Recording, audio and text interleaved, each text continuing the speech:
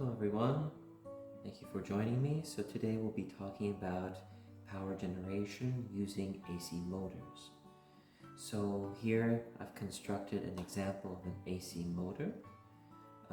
As you've seen in the video, once I rotate this, we're changing what's called the magnetic flux, which is going through these sets of coils. These coils are red because they're copper covered by an enamel or magnetized jacket. This just gives insulation so that all these copper coils are essentially independent of one another. We're therefore not allowing electrons to pass from one coil to the other. Again, they are independent of one another.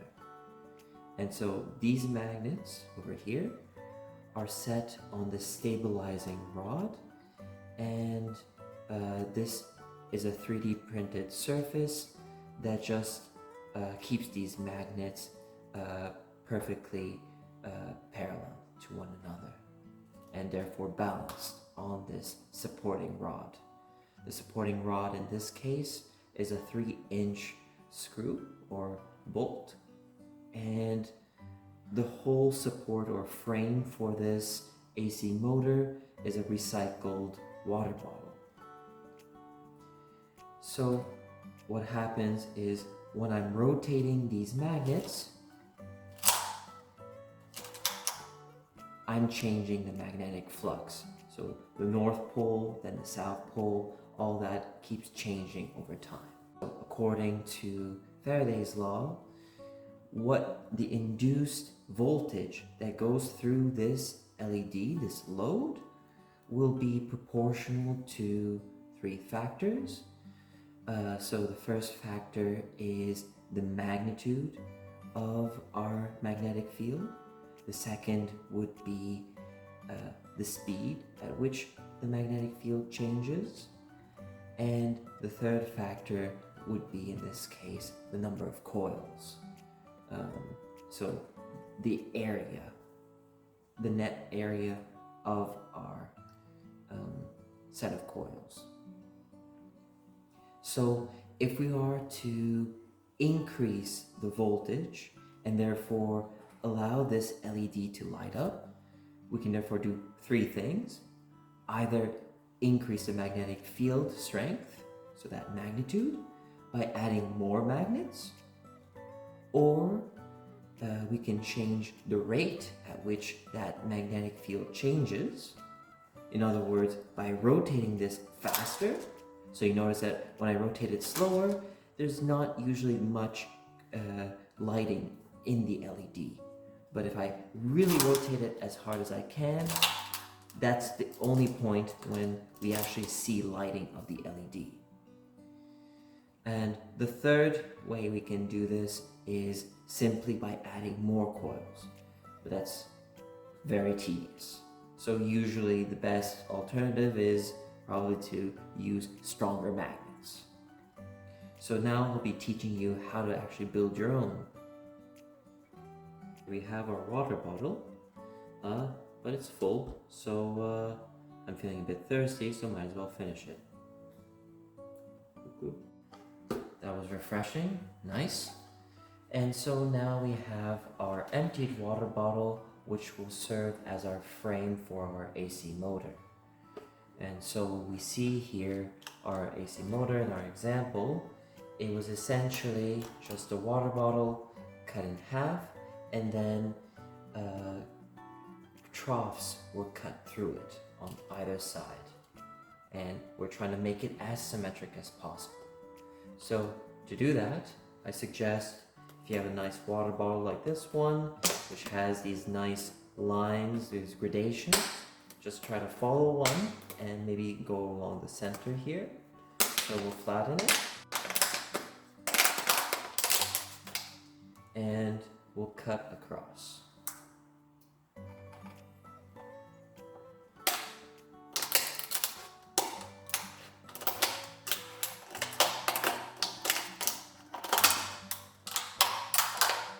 It's a bit wet on the inside, so now that it's been fully cut in half, it's going to be much simpler to dry it off completely. So our fairly dry water bottle doesn't need to be too dry. The wetness is just for your own sake, just a comfort. Now, if we want to make sure that the lines that consist our trough are as symmetrical as possible, we want to flatten it once more and try to make this 45-degree cut.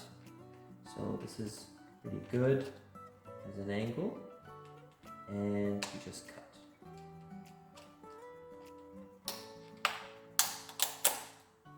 There we go. And without moving it,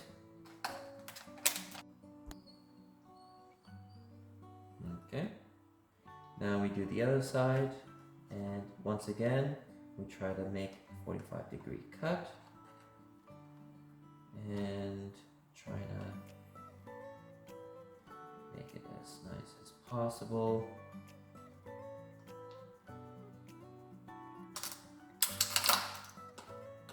Okay. So we can always micro adjust it a bit. Looks a little bit better. That's good. We have it. So it looks fairly symmetrical like this. And we notice that if we lay our rod here, it rests balanced and can rotate freely. So here you notice that we're using a stainless steel rod. You can purchase these from Amazon. They tend to be the axles for RC cars. If you're the type of hobbyist that likes to make those, they're pretty cheap on Amazon. Otherwise, you can grab a bolt that's long enough. So for this about 6 centimeter wide bottle, a 3-inch diameter, 3-inch length bolt does the trick. And while that we have the rod handled with either of these, the next part is trying to get a support structure which will keep these magnets parallel, so that they'll be balanced along this circular support. Now, to achieve this, some people on YouTube have shown that they've been able to use these erasers and just very carefully threading it through without compromising the structural integrity of the eraser. That's a bit challenging, and just to maximize success, thankfully I have access to a 3D printer, so I designed this part, and this is specifically a carbon fiber nylon print, because at first I was a little bit concerned that the magnets would be too strong, but just to ensure a pretty good fit, regardless of the diameter of your, regardless of the tolerance of the diameter of your rod, you could 3D print the same support but out of a flexible material like TPU, so your thermoplastic polyurethane.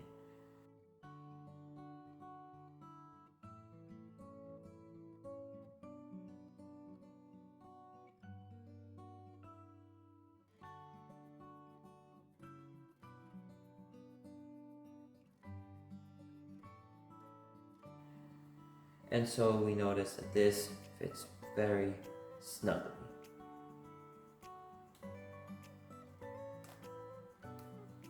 And we have that pretty much centered. And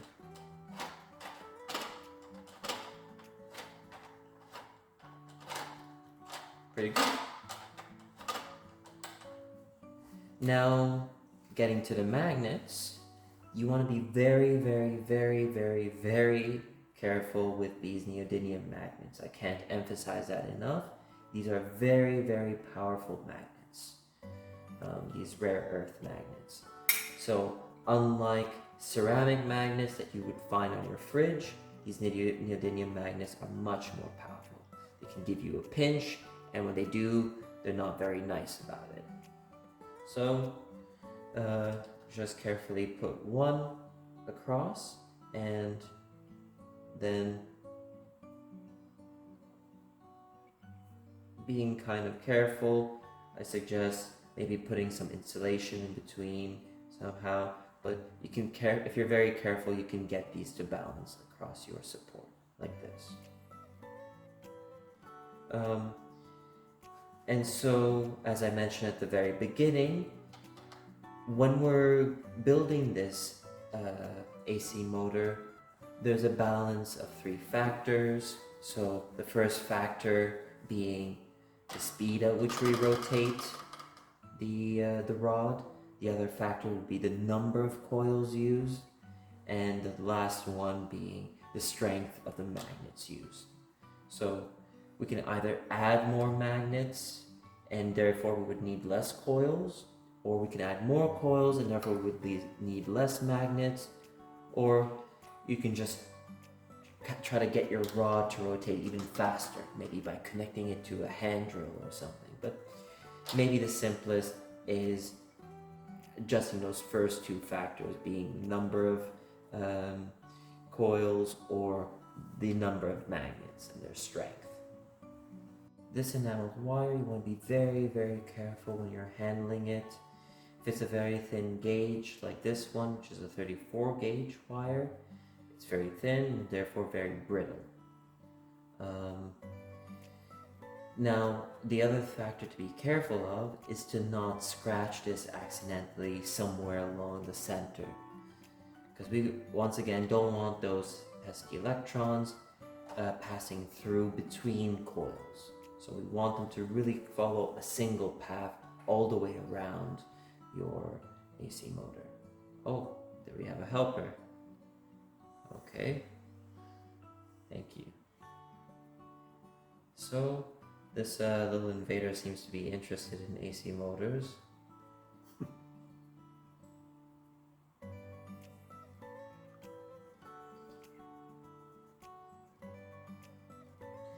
Okay. Now we're going to start performing our windings around this this bottle, and we're going to be using about 400 feet of this copper wire. If we use 400 feet, we would probably need about 6 of these magnets or so. 6 might be even a bit overkill, maybe 4 would be sufficient.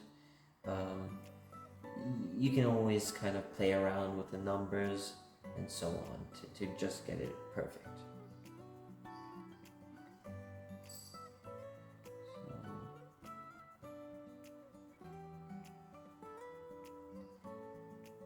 There we have it. Do this for now, and we can get started.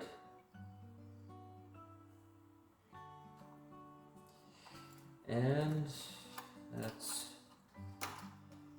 1 turn for man, and a few hundred more for mankind. So just make sure to hold one end of the coil loose over here, because at the end we'll be needing it loose so that we can tie up our LED that we're going to be lining up, our load. And so once this one's held loose, we can just start winding the rest. Wish me luck, and I wish you luck.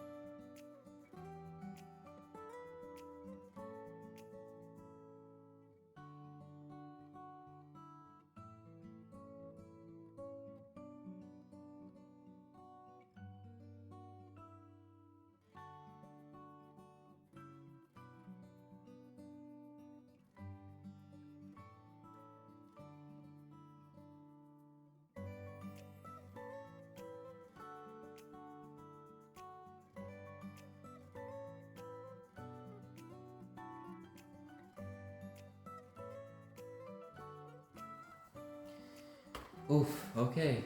Now, you will wish that you still had that bottle of water. So, now that we finished that little workout, we got those about um, 600 coils or so done.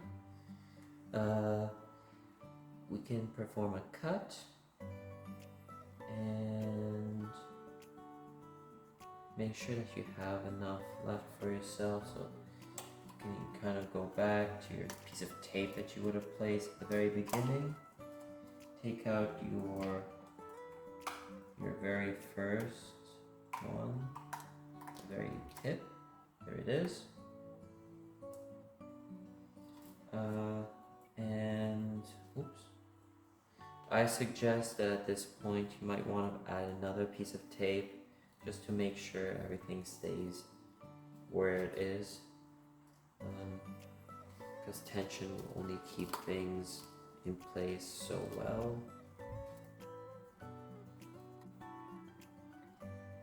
So cut it about here. Just give us some space. Be generous. That's good. And I'll grab the piece of tape now.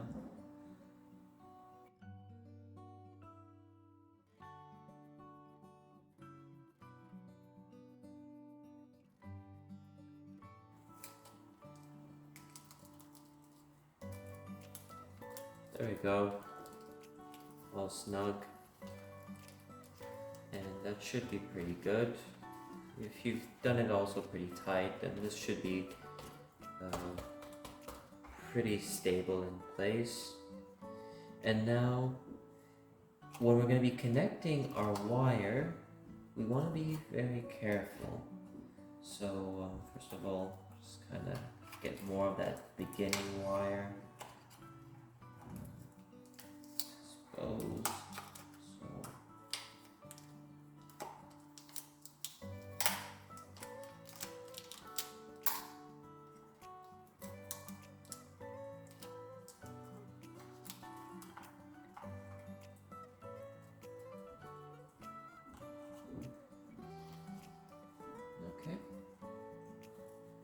So we'll grab this piece of wire and we're gonna attach it to an LED. So these are, I recall, 2 volts forward voltage LEDs, meaning that they'll only light up with the voltage going in one direction. So remember that we induce a voltage with a varying polarity as a function of the turns. So as the magnetic flux increases by Faraday's law, that induces a voltage that would cause a decrease in the magnetic flux, because it's always trying to conserve energy, so to say, and therefore always opposing that change in the magnetic flux. So in other words, what we will be seeing is change in the direction of the current, hence an AC generator or alternating current generator. And since this only turns on with a forward voltage of 2 volts, we're only going to see it turn on for half the turns. Now we want to strip this wire to ensure that the exposed copper wire is touching the wires here from the LED.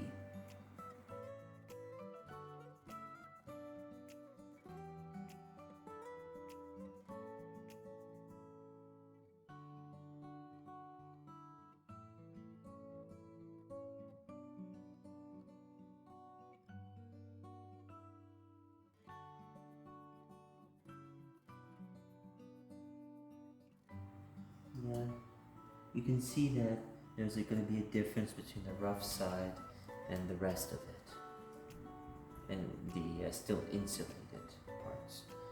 And so now we take our LED. You can take more than one and just connect them in parallel. So just kind of connect them to opposite sides, and therefore you'll see that one flashes while the other one remains off, and vice versa. So now we're just kind of wrapping it, so kind of hooked it around one prong.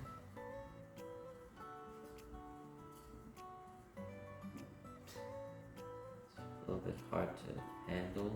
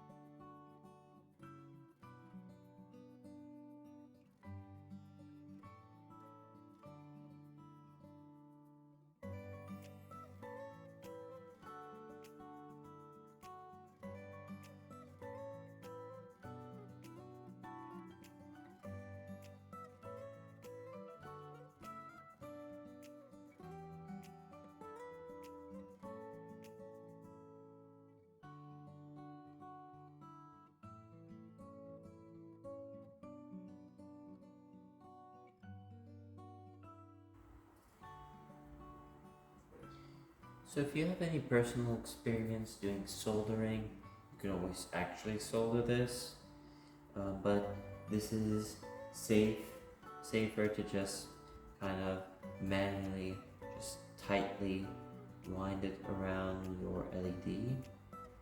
That works perfectly fine.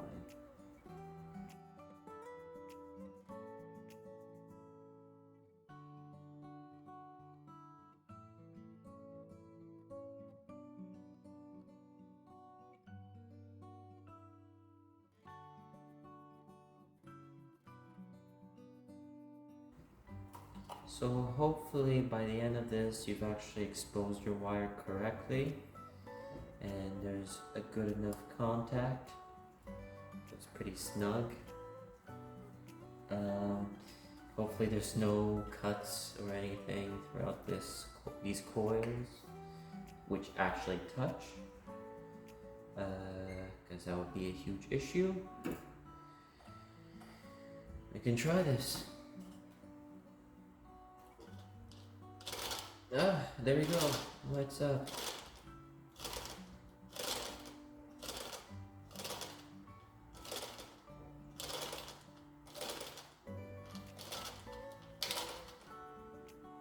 Good. And you see if we have less magnets, then it doesn't shine as brightly.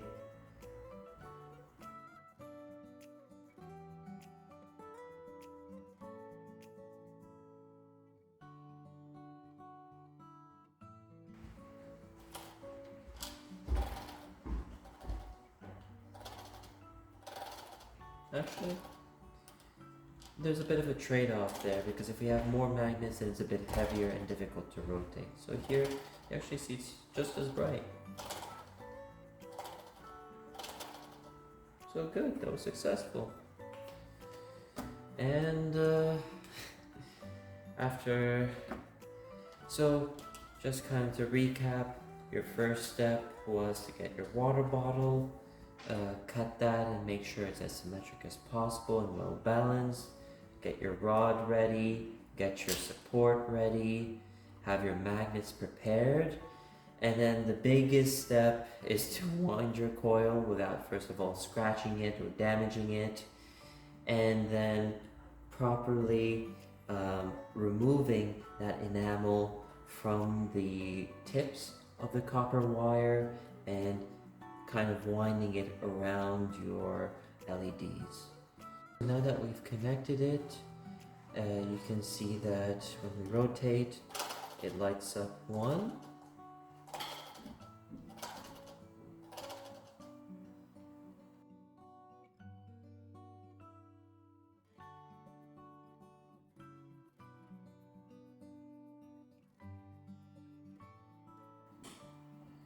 And kind of show that this is alternating current and make this a bit more clear, we'll have another LED connected but in the opposite direction.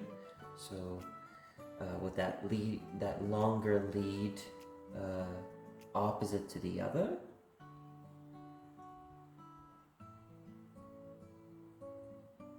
So in this configuration, it's in parallel. It's a little bit finicky, but if you get it, should look something like this. Kind of hold it with your hands like this, and this is what you see.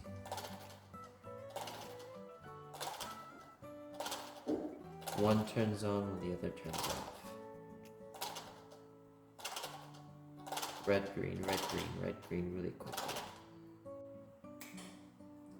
Okay, and there we have it. AC motors. So definitely this isn't the only way to make your AC motor. You could have, in this setup we have the coils fixed and the magnets moving. You could equally have the coils moving and the magnets fixed. You can have any type of load on your circuit, and you can power the turning of your AC motor via any mechanism. It could be hand powered as we have it here, or it could be using some type of power source. For example, in a nuclear reactor, could be the steam powering your turbines, and the turbines are turning these magnets inside a pair of coils, and therefore generating electricity we use.